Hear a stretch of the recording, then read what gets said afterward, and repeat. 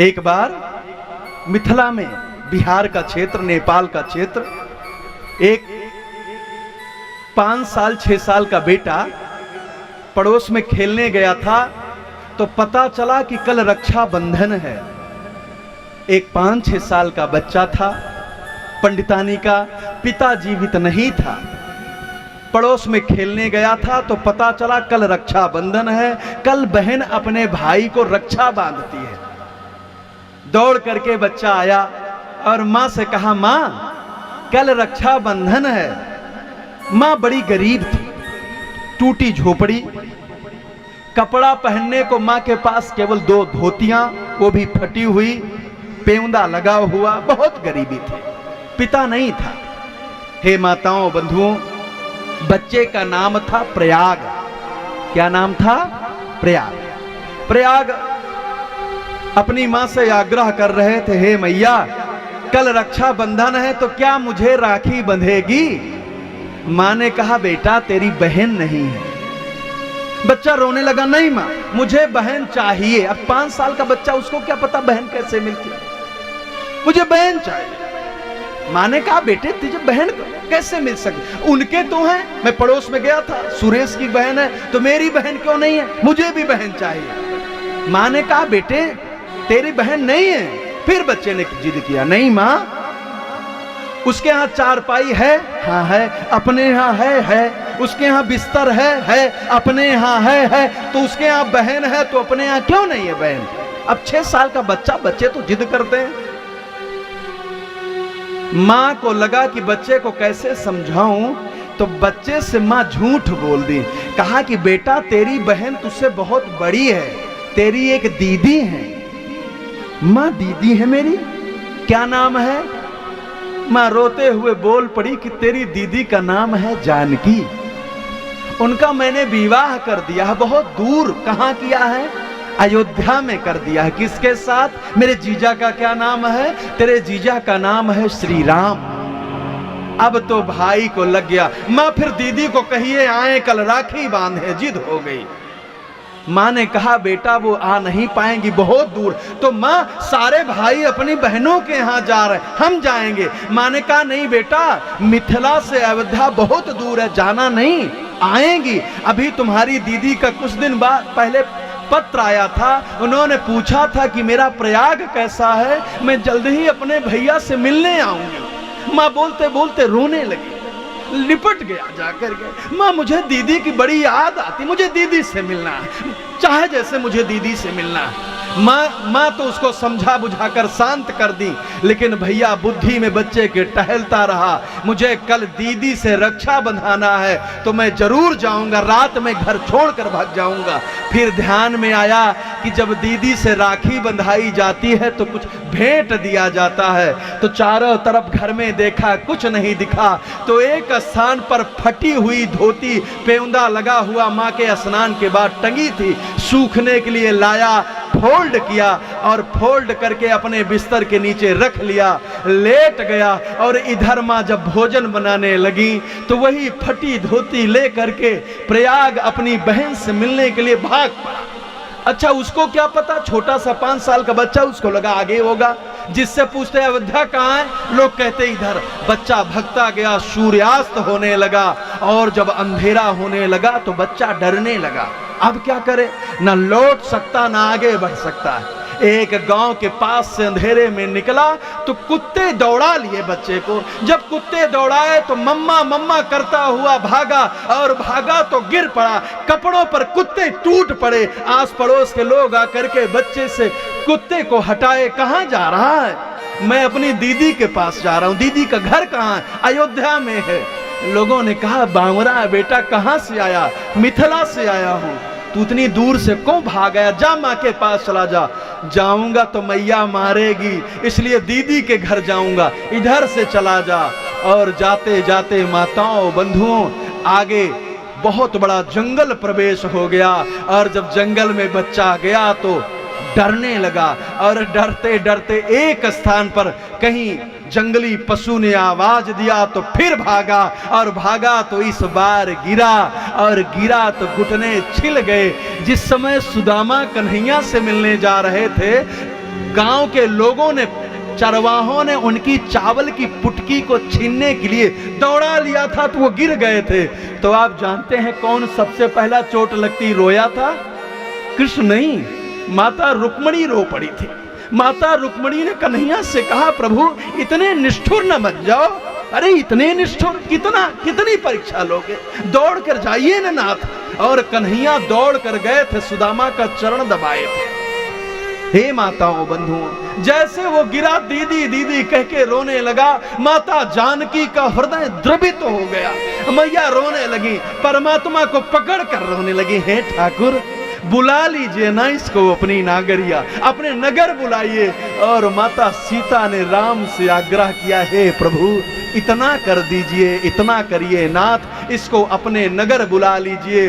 और हम आप जानते हैं कि भगवान राघवेंद्र सरकार ने लीला रचा, और लीला में ही इधर आकर के अयोध्या पहुंच गया रात भर में। और प्रातः जब उठा तो अयोध्या के मंदिरों के घंटा की आवाज के साथ उठा। घंटे घड़ियाल बज रहे थे। उठा, चारों तरफ पूछने लगा, मैं कहां आ गया? लोगों ने कहा तू अयोध्या आ गया। इसने कहा तुम्हारी दीदी का घर कहां है? अब अयोध्या में सब साधुओं ने कहा तेरी दीदी का घर यहां तो बाबा का घर है, तू कहां आ गया? बच्चे ने कहा नहीं, मेरी दीदी का घर है, मेरे जीजा का घर है यहाँ। तेरी दीदी का क्या नाम है? मेरी दीदी का नाम है जानकी। जीजा कौन है? जहां हमारे जीजा का नाम है राम। अयोध्या के संत वैसे भी दीदी जीजा पागल है। जाते जाते घाट पर पहुंचा तो किसी संत ने देखा, जैसे उसने कहा मुझे दीदी जीजा से मिलना है, तो संत पकड़ कर रोने लगा। तू धन्य है, तूने भगवान से नाता जोड़ लिया है, अब तुझे जरूर मिलेंगे। और घूम रहा था। माताओं बंधुओं, पहले अयोध्या केवल हनुमानगढ़ी के आसपास ही था। इसी हनुमानगढ़ी में नीचे सारे संत रहते थे। धीरे धीरे सांझ आ गई, लोग भोजन लाते तो भोजन प्रयाग न करता। आज रक्षा बंधना है, मेरे रक्षा नहीं बंध पाएगा, दीदी नहीं मिलेंगी क्या? और कहते कहते फिर सांझ आ गई। और सांझ आई तो जब आप अयोध्या गए होंगे तो हनुमानगढ़ी से बढ़ते हुए कनक बिहारी के लिए जाएंगे तो दशरथ महल के सामने एक वृक्ष था। उसी वृक्ष के नीचे बैठकर बच्चा रोने लगा और अपनी फटी हुई साड़ी को देखकर कहा, माँ दीदी नहीं थी, आपने झूठ बोल दिया, यहाँ कोई दीदी नहीं थी। लेकर रो रहा था, लिए लिए न जाने कब लेट गया, सो गया। और जब सो गया तो सोते ही माता सीता के आग्रह पर भगवान श्री राघवेंद्र सरकार अपने परिकरों के संग हाथी घोड़े पर बैठ करके मसाल लेकर पहुंच गए। और बच्चा सो रहा था, सामने आवाज दिया हनुमंत लाल ने, हे भैया प्रयाग। अच्छा, परदेश में आ जाए और कोई नाम लेकर पुकार दे तब क्या आनंद। कोई अपना है, कोई अपना है। प्रयाग ने नेत्र खोला, आप कौन हैं? हम आपके जीजा दीदी के सेवक हैं। आप हमारे दीदी जीजा को जानते हैं? हाँ हाँ जानता हूं। तो मिलाएंगे? हाँ मिलाऊंगा, अवश्य मिलाऊंगा। कब मिलाएंगे? तुरंत। आग्रह किया, प्रभु आइए ना। राम सीता नीचे उतरे, आगे राम पीछे हट गए, माता जानकी आगे। हनुमान जी ने कहा, प्रयाग तू अपनी दीदी से मिलने के लिए रो रहा था, ये तुम्हारी दीदी ये खड़ी है। प्रयाग ने कहा, नहीं ये हमारी दीदी नहीं है। हनुमान जी ने कहा, बेटा मैं कह रहा हूं तेरी दीदी है। प्रयाग ने कहा, नहीं ये मेरी दीदी हो ही नहीं सकती। माता सीता ने कहा, क्यों बच्चे, मैं तेरी दीदी क्यों नहीं हो सकती? प्रयाग ने कहा, यदि आप मेरी दीदी होती तो भाई के कष्ट को यदि संसार में सबसे अधिक कोई समझता है तो उसकी बहन समझती है। जब भी कभी दीदी भैया से मिलती हैं तो बिना चिपक करके रो लिए कहां खड़ी होती हैं। यदि आप मेरी बहन होती, मुझे छोटा भाई मानती तो मुझसे लिपट गई होती, लिपट कर रोने लगती। आप मेरी दीदी हो ही नहीं सकती। जैसे कहा वैसे तो जानकी जाकर चिपट कर रोने लगी, मेरा प्रयाग मेरा प्रयाग मेरा प्रयाग मेरा। इतना रोई माताओं बंधुओं, इतना। अच्छा, बहन भाई का प्रेम है भी, बहन भाई का प्रेम अद्भुत है, अद्भुत है। जानते हैं पति 1 लाख का, ये जितनी माताएं बैठी हैं बंधुओं, आप आप अपनी पत्नियों के लिए 1 लाख का गहना बनवा दीजिए, वो गहना छोटा होता है, लेकिन भाई रक्षाबंधन पर 100 रुपए की धोती दे आता है, 50 रुपए दे आता है, तो पूरे गांव में जाकर बताती है मेरे भैया लेकर आए थे, मेरे भैया आए थे, मेरे भैया आए थे। जिस समय द्रौपदी की चीर खींची जा रही थी, उस समय दुशासन को ललकारते हुए द्रौपदी कहती है, हे दुशासन, हो सकता है कि ये 5 पांडव ना खड़े हो, ये पति हैं, लेकिन मेरा भाई नहीं छोड़ सकता है। बहनों को अपने भाई पर घमंड होता है, मेरा भैया है, मेरा भैया। एक बात आग्रह कर लूं, पत्नियों के संग, बच्चों के संग बहुत रह लेते हैं, लेकिन अपनी बहनों के पास जरूर रक्षाबंधन पर पहुंच जाया करिए, बहुत याद करती हैं।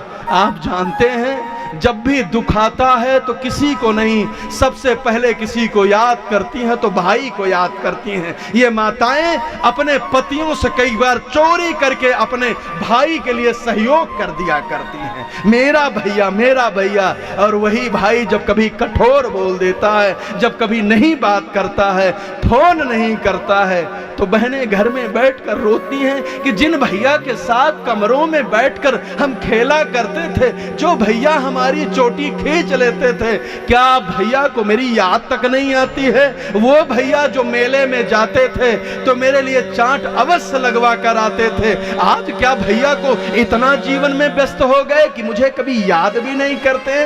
अरे हे भैया, कहीं पर रहें, लेकिन बहनें सदियों भाई का इंतजार करती रहती हैं। माता जानकी से प्रयाग ने हाथ उठाते हुए कहा, मुझे राखी बांध दीजिए। माता जानकी ने अपनी साड़ी को फाड़ा और प्रयाग के हाथ पर राखी बांधने लगी। हे भाई, तेरे जैसा भाई पाकर धन्य हुई मैं, धन्य हुई। माता जानकी ने हाथ पर राखी बांधा तो प्रयाग को याद आ गया कि कुछ देना है, क्या दूं? इधर उधर देखा तो मिट्टी में, जमीन में वो फटी हुई पेंदा लगी हुई साड़ी पड़ी थी, उठाया, साफ किया और जानकी के सामने लेकर घुटने टेक कर बैठ गया। हे माँ, हे दीदी, मैं बहुत गरीब हूँ, कुछ था नहीं, मैं माँ की साड़ी उठा लाया हूँ। गरीबी देख करके माता जानकी पकड़ कर चिपका ली, हे मेरे लाल, इसको लेते जा, मैया को दे देना और बताना कि तुम्हारी बिटिया अपनी माँ को बहुत याद करती है। ये जब फटी धोती वहां पहनती है तो यहाँ हृदय द्रवित हो जाता है। हे भैया, जाना, माँ को प्रणाम कहना और माँ की सेवा में लगे रहना।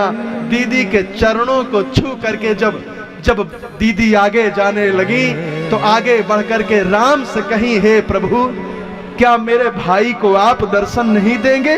राम सिर झुकाए खड़े थे, माता जानकी ने पकड़ करके लाकर सामने खड़ा कर दिया और प्रयाग से कहा, हे मेरे लाल, दीदी याद आवे न याद आवे, जीजा का सम्मान सदियों बनाए रखना। यदि तू जीजा का सम्मान करता रहेगा तो दीदी को कोई मान सम्मान की आवश्यकता नहीं है। ऐसा निवेदन करती हुई माता सीता ने प्रयाग को भगवान से मिलन करा दिया। यानी जब सीता के चरण में भक्त गया तो उन्होंने भगवान से मिलन करा दिया। वही प्रयाग आगे चलकर संसार का, इस देश का बड़ा संत बनता है और प्रयाग से प्रयाग दास कहलाता है और भारत का सबसे बड़ा राम कथा वक्ता बनता है और उसको लोग मामा जी कहते हैं, क्योंकि राम को बहनोई कहते थे, इसलिए हम सबके वो मामा जी हो गए। ये माता जानकी के कारण राम से मिलन हो गया। जिस समय हनुमान जी